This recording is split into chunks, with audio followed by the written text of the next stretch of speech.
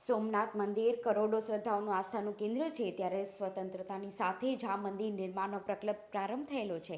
ત્યારે આજ રોજ સ્વતંત્રતાની પર્વની ઉજવણી સોમનાથમાં કરવામાં આવેલી છે. ત્યારે પ્રાતઃ શૃંગાર ત્રિરંગા સાથે કરવામાં આવેલ છે. તેમજ મંદિર પરિસરમાં ધ્વજવંદનના ટ્રસ્ટના જનરલ મેનેજર વિજયસિંહ ચાવડા સાહેબના વરદ હસ્તે કરવામાં આવ્યું હતું.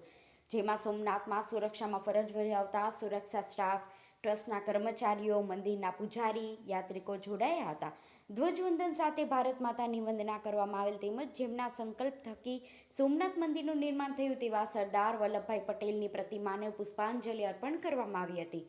જનરલ મેનેજર સાહેબ દ્વારા સ્વતંત્રતાનો સંદેશ આપતા કહેલ છે કે દેશના યશસ્વી વડાપ્રધાન શ્રી તેમજ સોમનાથ ટ્રસ્ટના માનનીય ચેરમેન નરેન્દ્રભાઈ મોદી સાહેબ દ્વારા જે પ્રકલ્પો શરૂ કરવામાં આવ્યો છે તેનાથી આપણે અનુભવ કરી રહ્યા છીએ કે આપણો દેશ સર્વાંગી વિકાસ મેળવી રહ્યો છે. મેક ઇન ઇન્ડિયા, સ્વચ્છ ભારત અભિયાન જેવી સર્જનાત્મક વિચારસરણી રાષ્ટ્ર વિકાસના પથ પર અગ્રેસર થયું છે. એક ભારત શ્રેષ્ઠ ભારતનું સ્વપ્ન સાકાર થઈ રહ્યું છે. આપણો દેશ ઉત્તરોત્તર પ્રગતિ કરે છે. સોમનાથ મહાદેવને પ્રાર્થના કરીએ.